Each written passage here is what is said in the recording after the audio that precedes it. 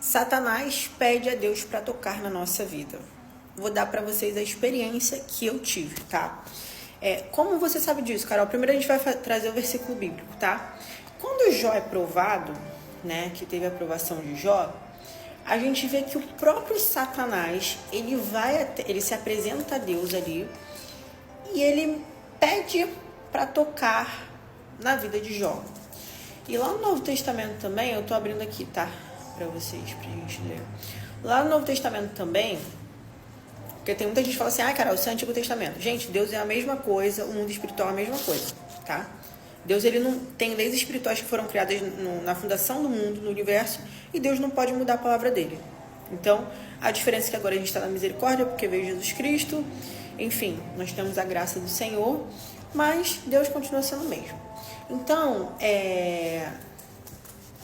quando a gente vê ali no Novo Testamento, a gente vê em Lucas 22, 31, tá? E aí, Jesus diz a Pedro que Satanás pediu permissão para peneirar os apóstolos. Então, assim, o diabo, você tá pecando pra caramba. Tá pecando. Satanás está te vendo, assim como Deus também. Aí sabe o que ele faz? Ele é o acusador.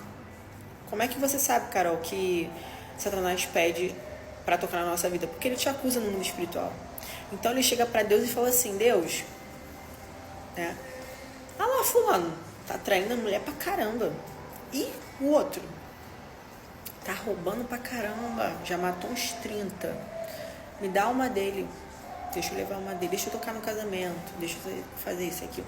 Aí nesse mesmo versículo, Jesus diz assim, Lucas 22, 31. Simão, Simão, Satanás pediu por vocês para peneirá-los como trigo, mas eu orei por você para que sua fé não desfaleça. E tem até a parte aqui que é interessante, ó. E quando você se converter, fortaleça os seus irmãos. Então, o que ele está dizendo aqui? Quando você se converter, quando você realmente tiver os frutos, Pedro, fortaleça os seus irmãos. Quando você se converter. E aí, o que Pedro, na sua arrogância, respondeu? Sabe aquela pessoa que diz assim, amiga, tô com você pra tudo, te defendo pra tudo. É mentira. É mentira, gente. Primeiro que a Bíblia diz assim, seja o seu sim, sim, não, não. Passou disso, é Satanás. Pra gente não prometer, porque a gente não sabe. Eu não sei nem se eu tô viva. Como é que eu vou saber se você passar por uma coisa eu vou te ajudar? Não tem como a gente prometer coisas para as pessoas, porque a gente não sabe o dia de amanhã. Mas vamos lá. Mas Pedro respondeu, estou pronto para ir contigo para a prisão e para a morte. Pô, coitado dele, Satanás estava pedindo para peneirar ele no mundo espiritual. Jesus orou por ele, né? Para que a fé dele não desfalecesse. E ele disse assim, quando você se converter, fortalece teus irmãos. Sabe o que ele estava fazendo? Ele não entendeu o que Jesus falou. E aí foi quando Jesus disse, eu lhe digo, Pedro, que antes o galho cante, hoje 3 vezes você negará que você me conhece. Então a gente pensa que a gente se conhece. Eu vou contigo para a prisão e para a morte, Jesus. Tu nem se converteu, Pedro. Tu vai aonde? Tu vai me negar. Tu é frágil, tu é fraco. Por isso que a gente tem que se humilhar muito para Deus, gente. E olha só a arrogância. Ele se achando tal, dando carteirada em Jesus, dizendo que ia para tal lugar.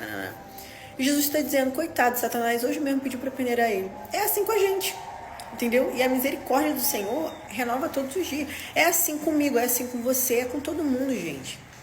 Entenda uma coisa, ninguém é melhor do que ninguém, não. Entende? Então vamos lá. Satanás, ele fica pedindo para Deus a nossa vida. Como você sabe disso, Carol? Bem, antes de eu me converter, eu ia no candomblé. E eu adorava me consultar com entidades.